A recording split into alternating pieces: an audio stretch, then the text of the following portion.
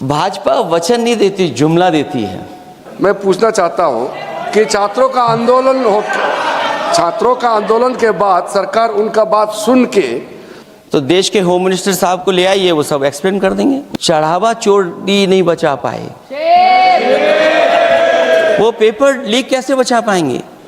मुझसे ज़्यादा मेरे रिश्ते शायद हमारे विपक्ष के लोग ज़्यादा जान रहे हैं, और जितना विपक्ष के लोग नज़र रखेंगे मैं समझता हूँ उतना रिश्ते और मजबूत हो जाएंगे। अध्यक्ष महोदय, मैं आंदोलन को बहुत दूर से देख रहा था, और उस आंदोलन में जो जीत के बाद नारा लगा,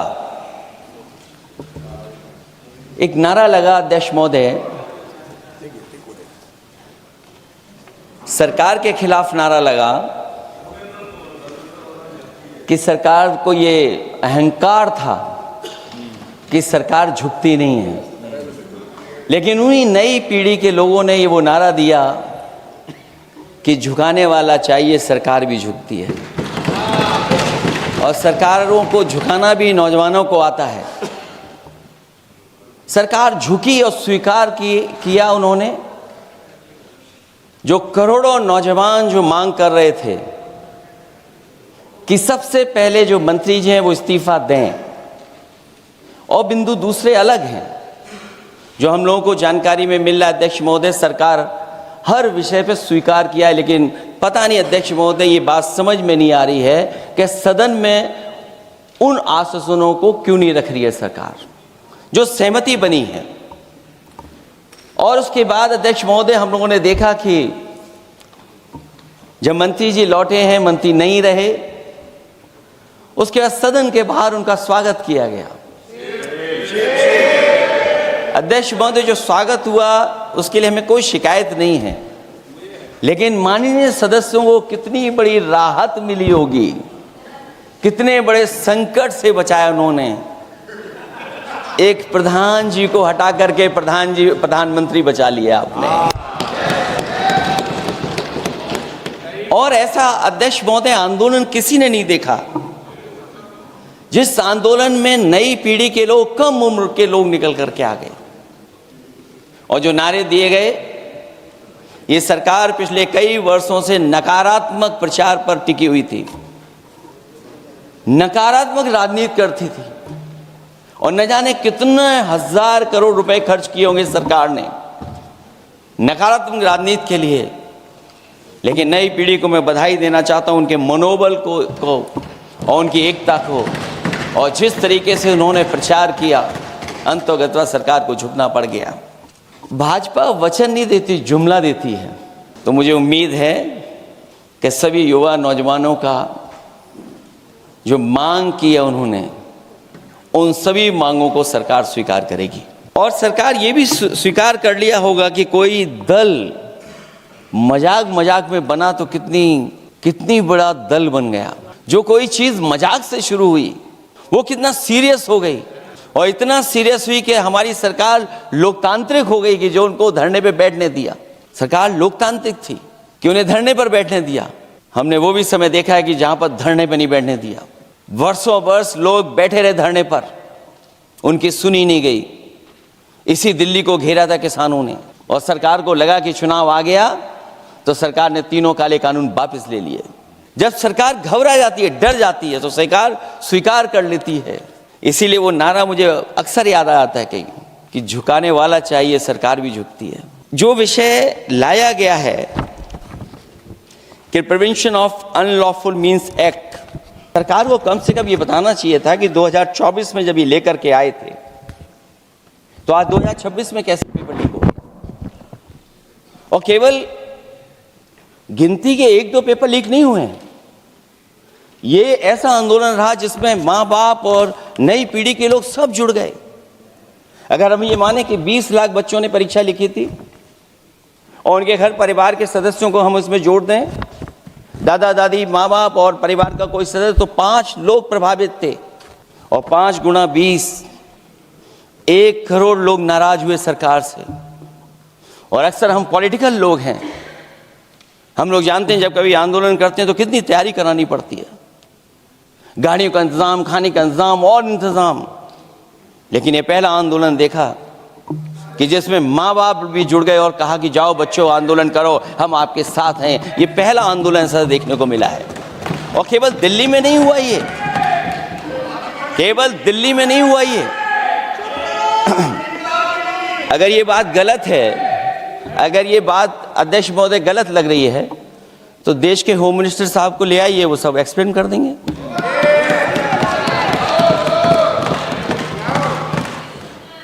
पहला आंदोलन जिसमें माँ बाप ने साथ दिया, क्योंकि परीक्षा से कितना दुखी हैं लोग। ये जो परीक्षाएं लीक हुई हैं, कई महीनों पहले ये किताब बना दी थी, और अध्यक्ष महोदय, जो लोग चढ़ावा चोरी नहीं बचा पाए, वो पेपर लीक कैसे बचा पाएंगे? जो भगवान के दरबार से दान गायब हो गया, दान चला गया, वो लोग पेपर लीक बचाएंगे? किस कानून को, जो कानून पहले बनाया उसी कानून का संशोधन करके लेकर आए हैं? किसकी आंखों में आप धूल झोंक रहे हैं? और अगर कानून से बच रहा होता तो भाजपा की 10 साल की सरकार में 20 परीक्षाएं कैसे लीक हो गई? 20 परीक्षाएं लीक हुई अध्यक्ष महोदय, जिसमें कोर्ट तक जाना पड़ा, उसके बाद परीक्षा रद्द हुई है। दरोगा भर्ती का पेपर लीक हो गया, जूनियर इंजीनियरिंग के भर्ती का पेपर लीक हो गया, ग्राम विकास पंचायत अधिकारी का पर्चा लीक हो गया, नलकूप चालक भर्ती का, यूपी टीईटी का परीक्षा लीक हुआ, और एक बार नहीं हुआ 3 बार पेपर लीक हुआ यूपी टेट का। हाई स्कूल बोर्ड का परीक्षा लीक कर दिया, इंटरमीडिएट की बोर्ड की परीक्षा लीक हुई, इंटरमीडिएट का फिर परीक्षा का लीक हुआ, कई बार हुई। सिपाही भर्ती लीक हुई। आप सोचिए कितनी परीक्षाएं लीक हुई हैं। और नीट परीक्षा कोई पहली बार लीक नहीं हुई, दोबारा लीक हो गई, कानून बनने के बाद लीक हुई। सहायक प्रोफेसर भर्ती लीक है, लेखपाल भर्ती लीक हुई। यूपी जैसे स्टेट, जो सबसे बड़ा स्टेट है, जहां से प्रधानमंत्री चुन करके आते हो, वहां तक पेपर लीक हो जा रहा है। और जो संस्था परीक्षा एग्जामिनेशन करा रही है, वो एनटीए में भी आउटसोर्स कर दिया आपने। हम विपक्ष के लोगों को तो डर ये लगता है अध्यक्ष महोदय, कहीं ऐसा ना हो कि ये पूरी सरकार को आउटसोर्स कर दें।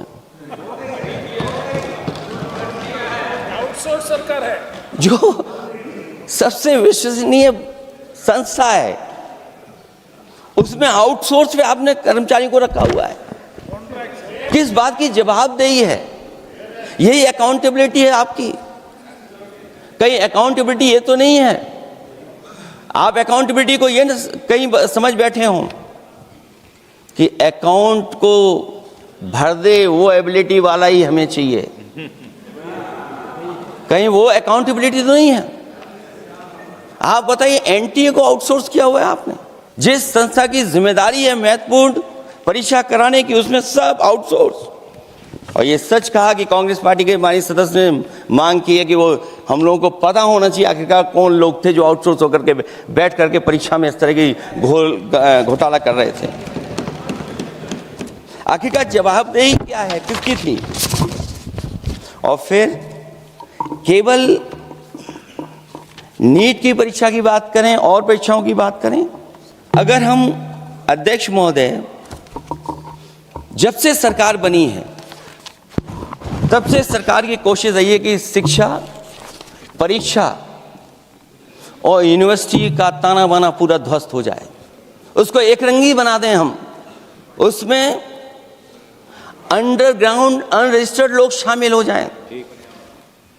ये पिछले जब से भारतीय जनता पार्टी की सरकार आई है तब से हो रहा है। और फिर शुरुआत कहां से होती है? क्योंकि आप नहीं चाहते कि देश के गरीब लोग पढ़ें लिखें, आगे बढ़ें। सरकार ने सबसे पहले हमला किया प्राइमरी स्कूल पर। और प्राइमरी स्कूल कितने बंद किए हैं आपने? जहां से बच्चे की शिक्षा की यात्रा शुरू होती है। एक गरीब परिवार का बेटा, बच्चे कहां से पढ़ करके निकलते हैं? सबसे पहले प्राथमिक शिक्षा सरकारी स्कूलों से पढ़ करके निकलते हैं। हमारे बहुत सारे माननीय सदस्य होंगे वो उन्हीं प्राथमिक विद्यालयों से पढ़ करके आज इस सदन तक पहुंचे होंगे। आपने सबसे पहले स्कूलों पे हमला किया और प्राइमरी से लेकर के नौकरी तक पे आपने हमला किया है। युवाओं के भविष्य पर आपने चोट पहुंचाने का काम किया है। और जो प्राइमरी स्कूल जो आपने बंद किए हैं वो इसीलिए बंद किए हैं आपने कि पिछड़े, दलित और गरीब के वर्ग के परिवारों के बच्चे पढ़ लिख न जाएं। क्योंकि आज भी अगर हम देखते हैं प्राइमरी स्कूल में कौन पढ़ने जा रहा है, सबसे समाज के गरीब परिवार के बच्चे पढ़ करने जा रहे हैं। सबसे पहला हमला आपने वही किया और इसीलिए किया क्योंकि नींव पर ही अगर हमला होगा तो ये आगे नहीं बढ़ पाएंगे। जो आंकड़े सरकार के बताए गए हैं, 1 लाख से ज्यादा सरकारी प्राइमरी स्कूल बंद कर दिए सरकार ने। और अगर ये बात गलत है तो हमें उम्मीद है सरकार इस पर भी जवाब देगी। और अगर हम आंकड़े निकालें तो जो आंकड़े दिखाई दे रहे हैं, यूपी में सबसे ज्यादा प्राइमरी स्कूल बंद हुए हैं। और ये सरकार के आंकड़े हैं कि 7 लाख से ऊपर विद्यालय थे जो अब 6 लाख रह गए हैं। और यूपी में तो सबसे ज्यादा बंद हुए हैं। उत्तर प्रदेश में 26,386 सरकारी प्राइमरी स्कूल बंद कर दिए सरकार ने। और केवल प्राइमरी स्कूल बंद नहीं किए हैं, नौकरी पे भी हमला किया है। 69,000 शिक्षक भर्ती को लेकर के बड़े पैमाने पर घोटाला किया गया। और घोटाला इतना बड़ा है कि वो सभी कोर्टों में गए हैं और पिछले कई वर्षों से आंदोलन कर रहे हैं। कोई स्थान नहीं बचा अध्यक्ष महोदय जहां पर वो शिक्षक भर्ती के लोग न गए हों। मंत्रियों के यहाँ गए हैं, आंदोलन किया है, हाई कोर्ट गए हैं, सुप्रीम कोर्ट गए हैं। लेकिन देखिए सरकार भी कमाल की है कि सरकार उनको नौकरी नहीं देना चाहती। और इसलिए नौकरी नहीं देना चाहती है क्योंकि उन्होंने भर्ती गलत की है। और भर्ती में जिन लोगों का अधिकार छीना है वो सबसे ज़्यादा पिछड़े और दलित परिवार के बेटे, जिनका अधिकार इस सरकार ने छीना है। और ये अगर बात नहीं ठीक है तो हमें उम्मीद है कि सरकार इसका भी जवाब देगी। माध्यमिक स्कूलों को भी बंद किया जा रहा है और बड़े पैमाने पे स्कूल बंद हुए हैं। और जो बोर्ड की परीक्षाएं लीक हुई हैं, पूरे देश में बड़े पैमाने पर बोर्ड परीक्षाओं के पेपर लीक किए गए हैं। अध्यक्ष महोदय, हम जानना चाहते हैं कि आखिरकार 10वीं और 12वीं के पेपर लीक क्यों हो रहे हैं? 10वीं और 12वीं के पेपर लीक क्यों हो रहे हैं? इसके लिए अगर कोई सरकार के पास जवाब हो तो बताएं।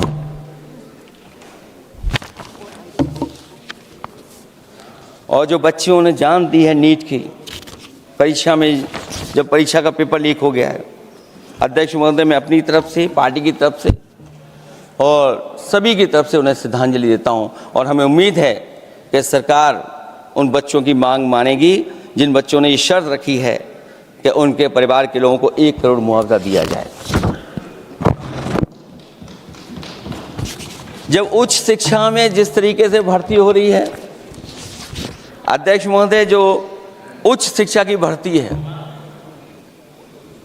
उसमें जो अपॉइंटमेंट हो रहे हैं उनके बारे में तो क्या चर्चा करें कि जब संस्था पे सबसे ऊपर बैठा व्यक्ति ही अन्याय करेगा तो पूरी संस्था में अन्याय होगा।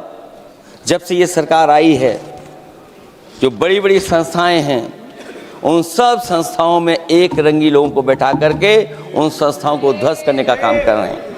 और न केवल उन संस्थाओं को खराब कर रहे हैं बल्कि अध्यक्ष महोदय, उत्तर प्रदेश में एक स्वतंत्र सेनानी, उनके नाम पर यूनिवर्सिटी बनी, मौलाना जौहर यूनिवर्सिटी बनकर के तैयार हो गई। इन्होंने कोई सरकारी यूनिवर्सिटी नहीं बनाई। और अगर कोई प्राइवेट यूनिवर्सिटी बन भी गई है तो उसको भी हथौड़ा लेकर के तोड़ने की तैयारी कर रहे हैं ये लोग। ये नफरत की राजनीति कहां लेकर के पहुंचा देगी। और जब से बीजेपी की सरकार आई है तब से नफरत की राजनीति और दूसरे लोगों के साथ किस तरह का व्यवहार हो रहा है, उन्हें कहीं भी न्याय तक नहीं दिला पाई सरकार। और जब नौकरी की बात आ जाए तो अध्यक्ष महोदय, अग्निवीर भर्ती में भी जो हर साल में कितनी भर्ती होती थी, कभी 80,000 भर्ती हुआ करती थी, अब भर्ती केवल 10,000 हो पा रही है। आखिरकार अध्यक्ष महोदय, सरकार नौजवानों की पढ़ाई और नौकरी पे हमला क्यों कर रही है, और नौकरी पे हमला क्यों हो रहा है? जब आप ये कहते हैं कि हमारे नौजवान हमारी डेमोग्राफिक डिविडेंड बन करके आए हैं, कहीं यही नौजवान हमारी आपदा न बन जाए, इसके बारे में भी सरकार को सोचना चाहिए। और मैं ये जरूर कहना चाहता हूं कि अध्यक्ष महोदय, अगर शिक्षा अच्छी होगी, परीक्षा सच्ची होगी, तो तरक्की भी पक्की होगी। और ये तरक्की नहीं चाहते हैं, इसीलिए शिक्षा पर और परीक्षा पर हमला कर रहे हैं। मैं इन्हीं शब्दों के साथ अध्यक्ष महोदय आपका धन्यवाद देता हूं। और जो बिल लेकर के आए हैं आप, बिल तो 24 में भी लेकर के आए थे आप, जो 24 में बिल लेकर के आए थे, उसके बाद नीट परीक्षा का पेपर लीक क्यों हो गया, ये आप बता देना मंत्री जी। आपको एक कानून बनाने के बाद दूसरा कानून बनाना पड़ रहा है, ये क्या वजह है? और आपको मंत्री जी का स्वागत इसलिए करना पड़ रहा है कि आपको संकट से बचा लिया। और अगर अखिलेश जी तो समाजवादी है। मैं पूछना चाहता हूँ कि छात्रों का आंदोलन के बाद सरकार उनका बात सुन के पार्लियामेंट में बिल लेके आता है, ये अच्छा है? या जो आंदोलन होता है तो उसको कुचलने के लिए देश में इमरजेंसी लगा देता है, वो अच्छा? आप बता दीजिए।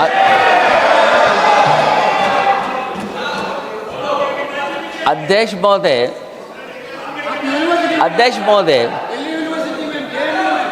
महोदय, मैं इमरजेंसी को तो नहीं देखा हूँ, लेकिन इमरजेंसी में क्या क्या हुआ है वो अभी दिल्ली की राजधानी में भी देखने को मिल गया है।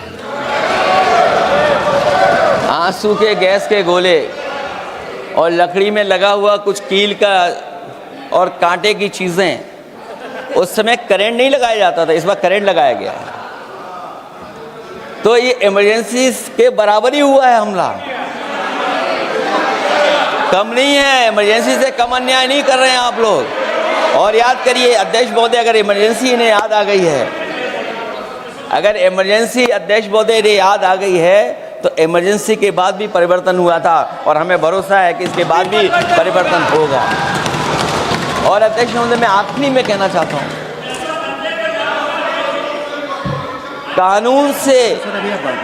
कानून से नहीं, नियत साफ होगी तब नीट का परीक्षा साफ होगी। सवाल कानून का नहीं है, आपकी नियत साफ नहीं है।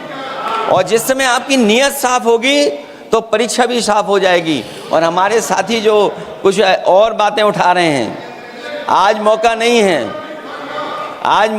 है, लेकिन आपको भगवान भी माफ नहीं करेंगे, क्योंकि आप चढ़ावा चोरी में शामिल हुए हैं।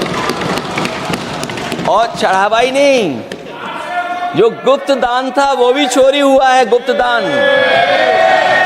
और ये पाप की श्रेणी में नहीं आता है, महापाप की श्रेणी में आता है।